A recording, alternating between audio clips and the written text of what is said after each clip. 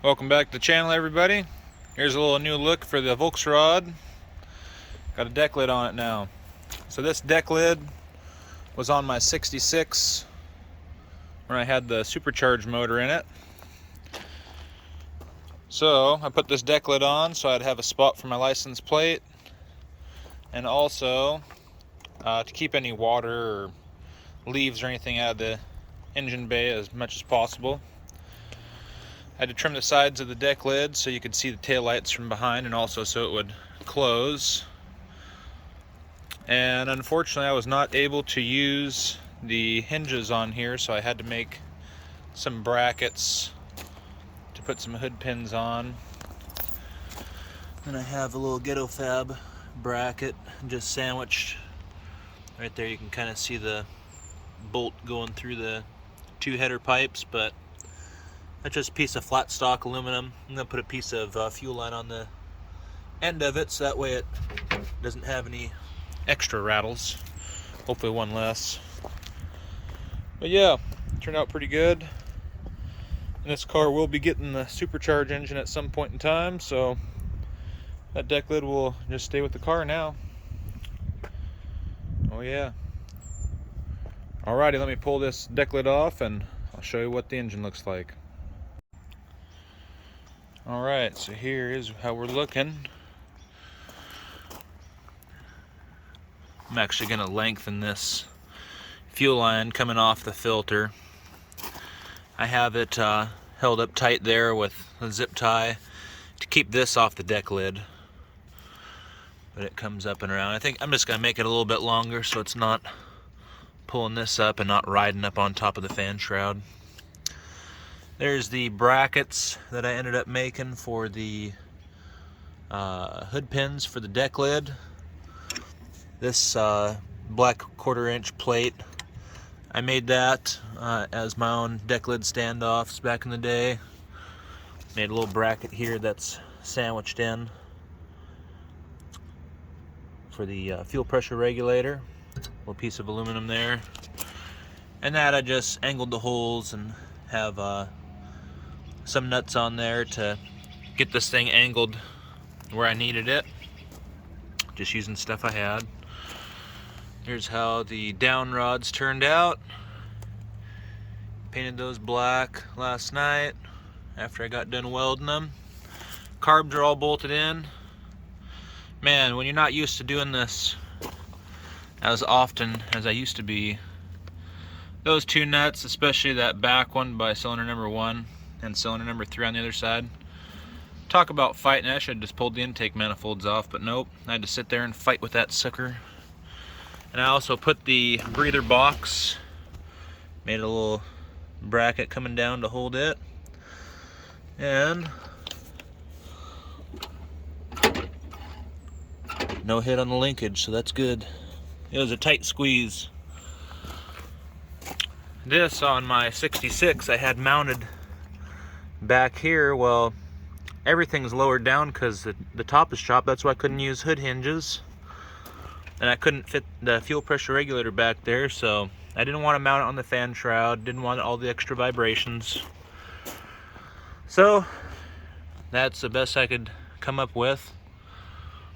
And then all the spark plug wires are ran. Plugs are gapped. Everything's just about ready to go. I just got to put oil in it before I fire it up. So today's video, I'll be going over setting up these IDFs. Total dry system, no fuel in it, so I'll be cranking it A to get oil pressure. Then I'll come back here, see how much fuel's in the bowl, see if we got some gas in the carbs yet, and basically fire it up and excuse me, synchronize the carburetors and go through the whole startup and setup procedure that I do when I set these things up. So I'm gonna put some oil in this thing and put you guys in the stand, and we'll see how it goes. Here we are, pretty much ready to fire. Cranked it up, got some fuel pressure, got some oil pressure, and even fired off a few little puffs. So Tools I'm using today are going to be a timing light,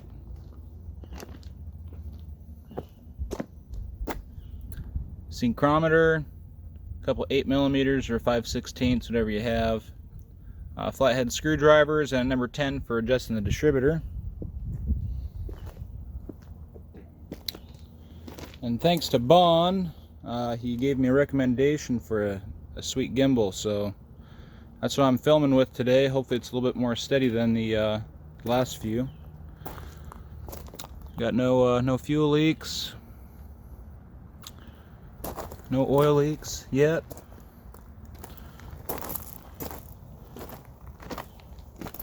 So when when I go through and get these things ready to fire off, this screw and this screw are the idle air bleeds. So when you're first setting these up, these you should lock or loosen the lock nut and then bottom them out by hand, not very tight, so that way they're all closed. Okay, so then once you get it running and you use your synchrometer and you get these both to be even, you'll see which one has the highest airflow, and then you adjust each of these until all the airflows are even down each barrel. And then these I just bottom them by hand again, and then I will bring it back out 2 full turns.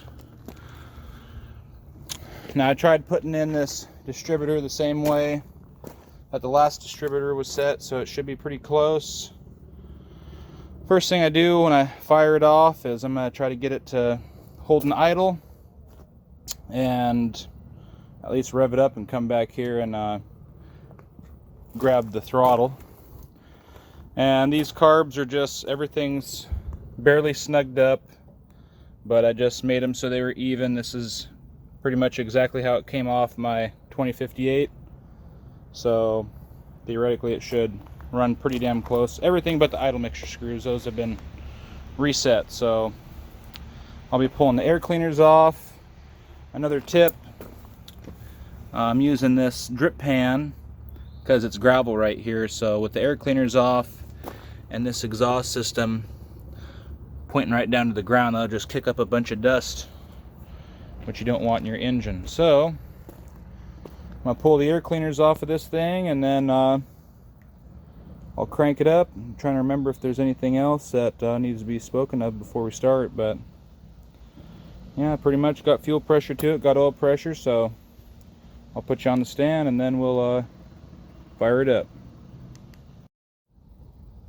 Alright, so one thing I forgot to mention, what I like to do right when I get it to run is adjust the distributor, get it set to your max of 28 to 30 degrees, and then lock it down and then mess with your carburetors. You change your ignition, your idle is going to change, all that. So I'm going to get this sucker fired up, see how it does.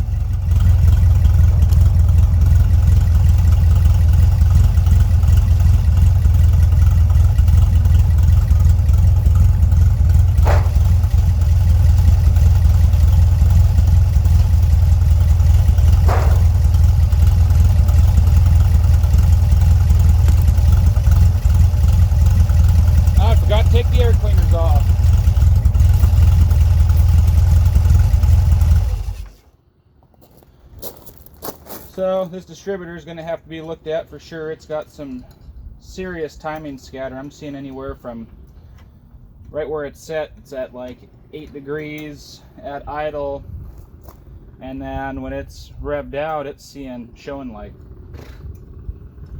man, anywhere from 25 up to 40. It just very sporadic. So I don't know if that's just the ignition wires being tied together, or if that's the distributor having timing scatter. I don't know. I'll try a different gun, but it's pretty close for right now.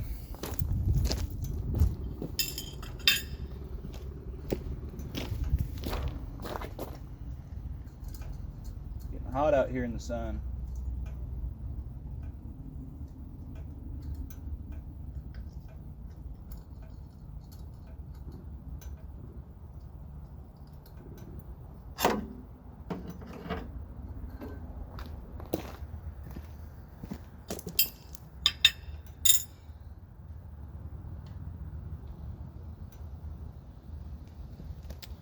So another thing, when you're setting these, you should have the linkage unhooked, because even the slightest amount can cause it to have misreading. Doesn't take much.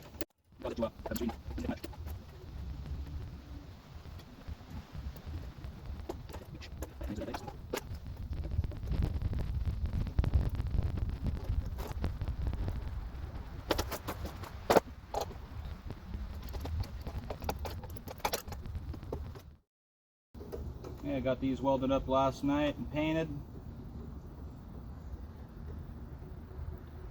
Turned out not too bad for some brake line.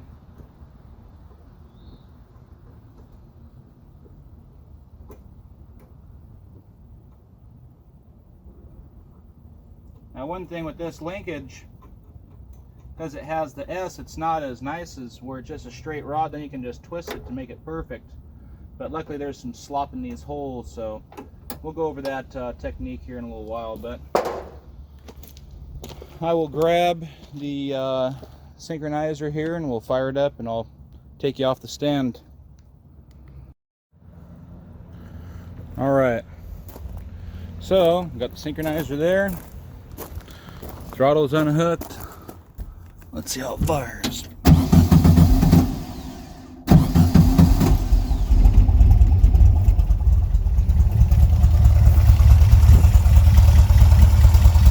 So you basically just set the synchronizer down there and you read it.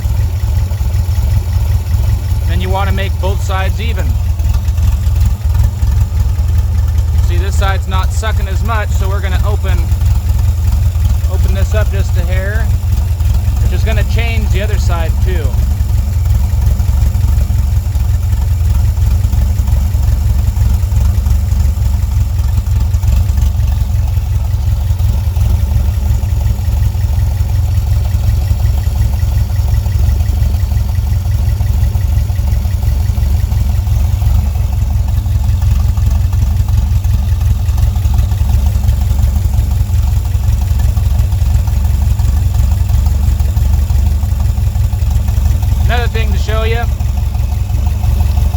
See how it's showing 0 psi? When you got a liquid filled gauge, they got a little vent hole on the top. When it gets hot, the pressure increases, and then it won't show the reading. See how it popped right back up to 3 psi? Okay.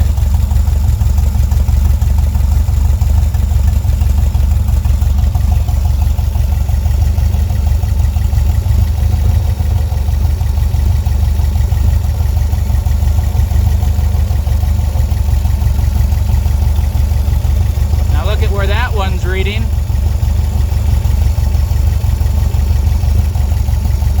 Compared to that, so there's a good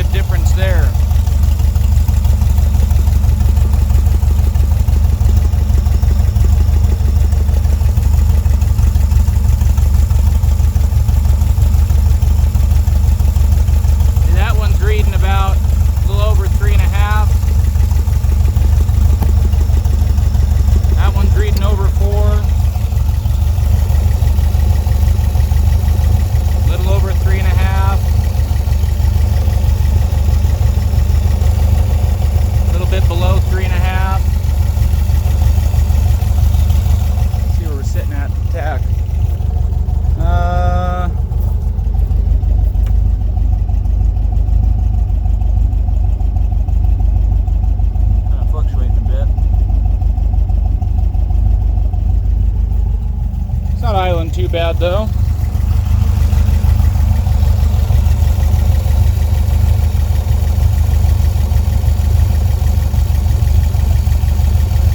So I'm going to start off with evening out the airflow on this. I keep moving my tools, try to keep them out of the sun.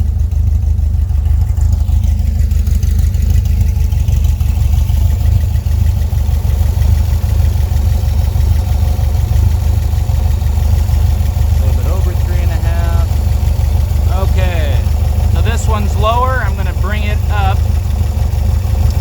Well, let's see. First, I'll go for the highest reading and make those even on both sides. A little over 3.5. This one was 4, I'm wanting to say. Yeah. We'll bring that down a little bit.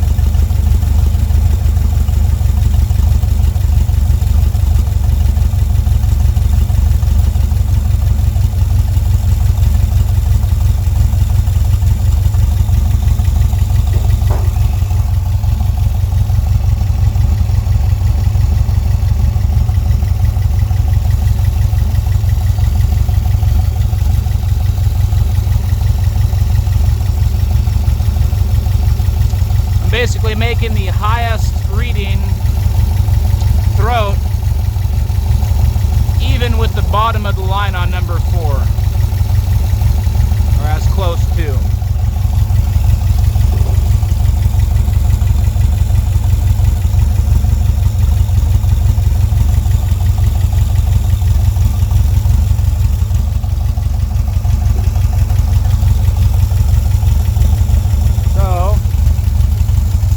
Open, and we'll adjust this screw so the airflow's even.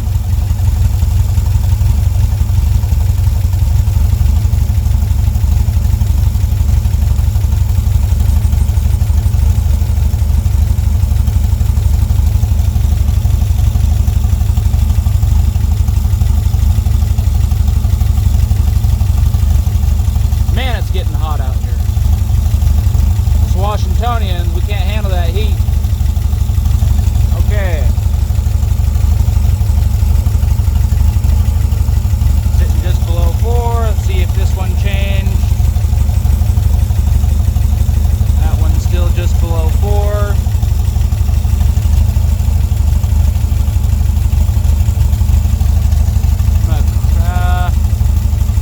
I'll crack that open just a hair more.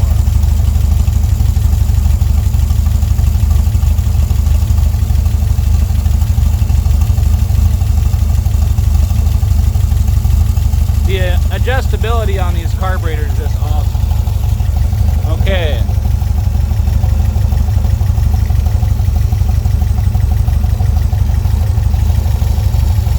There's that, just below 4.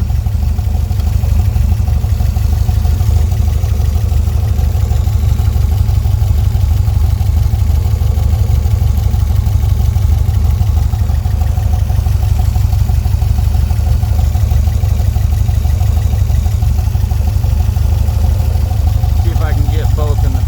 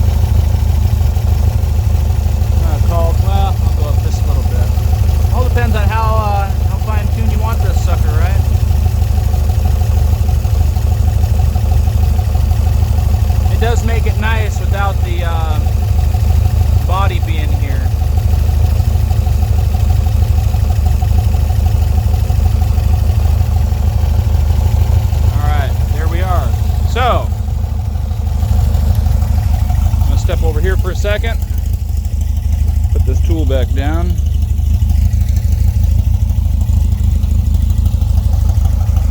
Alright, so once you have those set, so all your airflow is even, now is when you start messing with your idle mixture screws.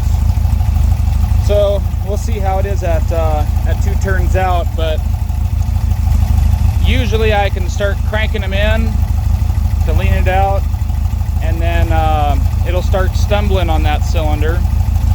Then I bring it out a little bit. I do that with all the cylinders, and basically I get the screws to where when you turn those in, the idle starts to drop. I'll open it up 1/8 of a turn past that, and that's basically giving the engine what it needs at idle. And you should always adjust these with the engine warmed up and the air cleaners on, which I'm going to shut this sucker off and put the air cleaners on right now. Oh man, it's getting warm with that sucker running. So I'll put the air cleaners on this and then grab a drink of water, because man, it's getting warm out here. I tell you, it's probably about 82 right now, but sitting in the sun in the hot engine, whew, it's making me sweat. Anyways, I'll put the air cleaners on, and then we'll adjust the idle mixture screws. And you know, there's a few ways that people do it. You can tune it with the air fuel ratio gauge, but again, that's just a number. I don't go off the number. It's what the engine, how it's running, you know what I mean? And then some people tune with the vacuum gauge. I actually have a set of gauges. I think they're for a motorcycle, and it's got 4 vacuum gauges on it, and they got these nipples, and I thought that maybe they could go into these ports right here. And I'm wanting to say I tried it once and it didn't work. I don't know. But we'll just do it by ear today. And the accelerator pumps, those are all set to how they were. Honestly, I didn't even mess with those on the last engine. You know, if it pumped, it pumped. And then we'll go through setting up the linkage. All right, I'll put you on the stand here for just a second and put the air cleaners on, fire it back up. All right, let's fire this sucker up.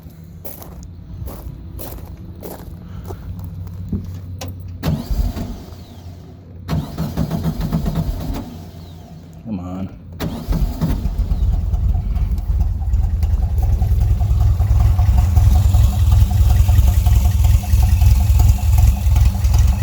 So changing your idle mixtures will affect the idle speed. So now at least both the barrels are even, so it does have to be readjusted. It's simple as just a throttle plate. We'll let that idle for a few minutes and get nice and happy, and then start messing with the mixture screws. And I'm glad I put that grip pan down.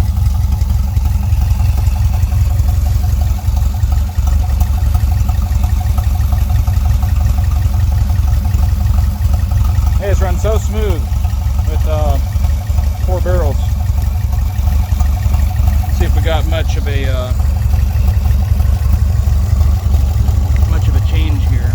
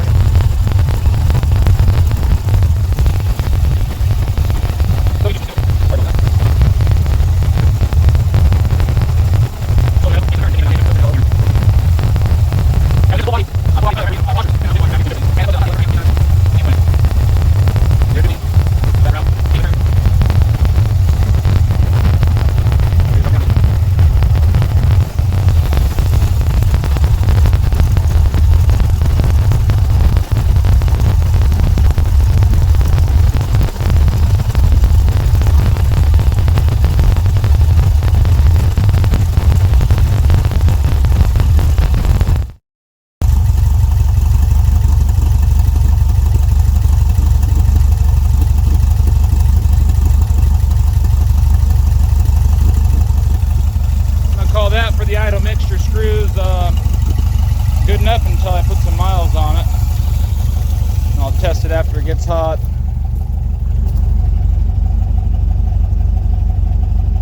Still getting kind of a sporadic idle, but it sounds good enough for me. Let's see how the restart is.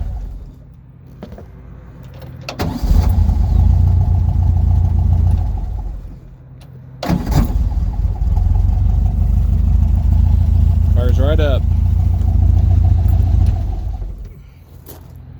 Okay, I'll put you on the stand again and we'll go over the linkage adjustment.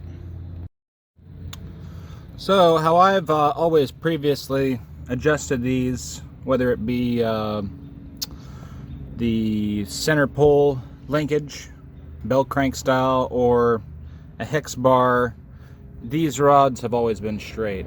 So what I usually do is I'm watching the throttle arms, okay? And I'll adjust them to where the rods are even. And then when you slightly tap on the gas, you'll watch both throttle plates move, and you want them to move at the exact same time. Now, this setup is a little different. I've never adjusted linkage of this style. But basically, what I did was I just bottomed the rods even out on the top and the bottom, and then adjusted it until it slid in the hole and it wasn't binding or sitting at an angle or anything like that. So the throttle is still on its own stop. And what I'm going to do with this style is, let's see if I can get this to focus in on that. So you see how there's a little bit of room, a little bit of wiggle? You can move. I am going to try and get them snug and then slightly open the throttle just enough to put that up on the top side of that hole, and then tighten them up. And I'll basically have to loosen the nuts up and then retighten them down and barely tap the throttle and watch these, and you want them to open at the exact same time and make them even and synchronized. And then of course you want to check and make sure that full throttle, they both get full throttle, which I already did. I'm not going to flood it. It's always a good thing to check with no gas in the carbs. So let me grab the stand here. We'll get these suckers adjusted out.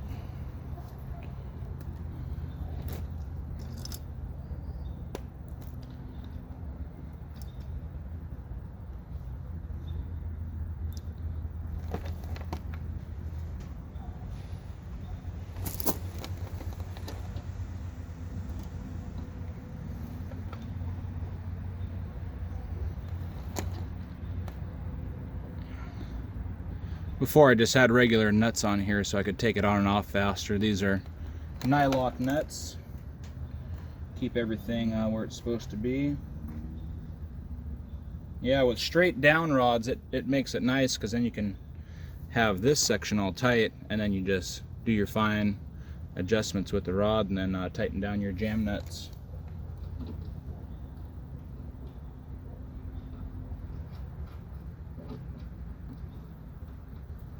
This would unfortunately be a pain trying to adjust it with that, because you'd have to go a whole rotation. It would never be anywhere close to correct.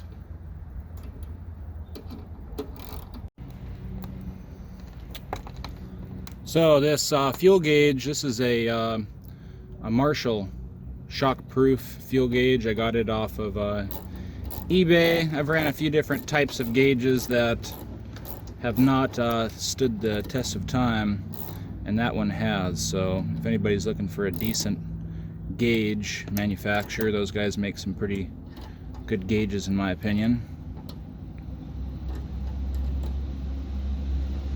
So I'm basically making it so this will barely spin.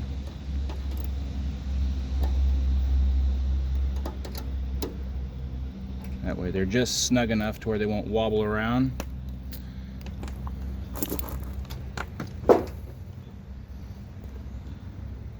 Let's see here.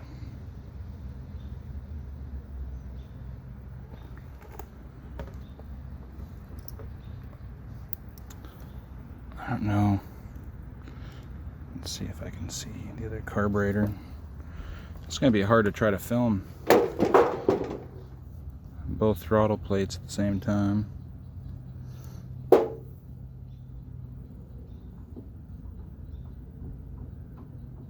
Now here I can see, I don't know if it shows up in camera, the left side is moving before the right. So, let's see.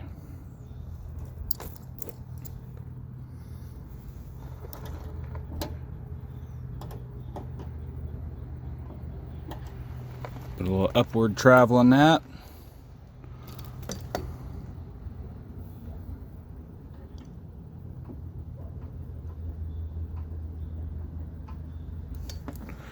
That is really close. Let me snug this up a little bit more, and we'll see how close they are.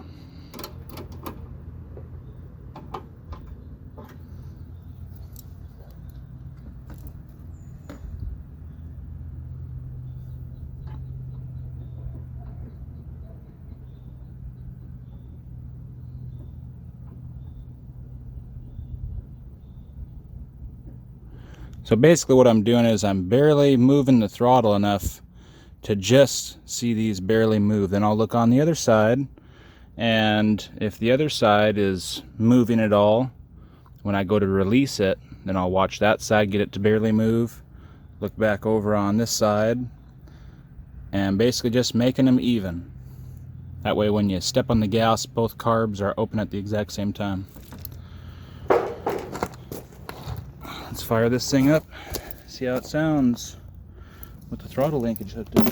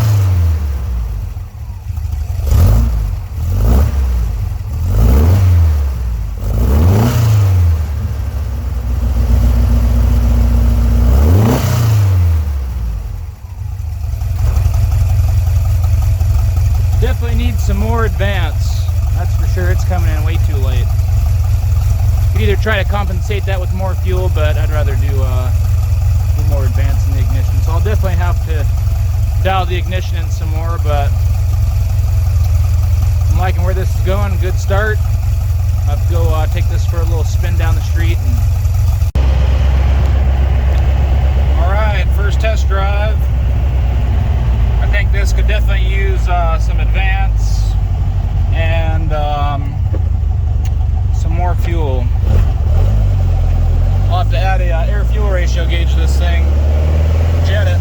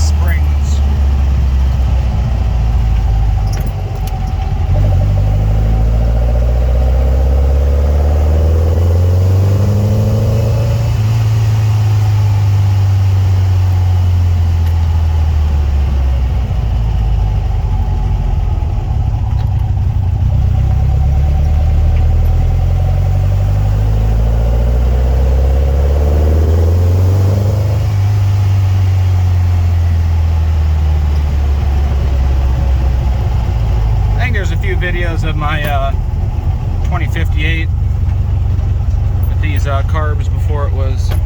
Yeah, there is. It ran out pretty damn good on those on that engine.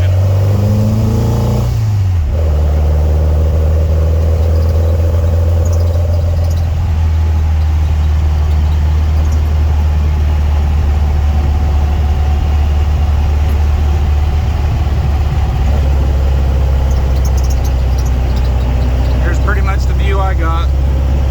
It's right in front of my eyes.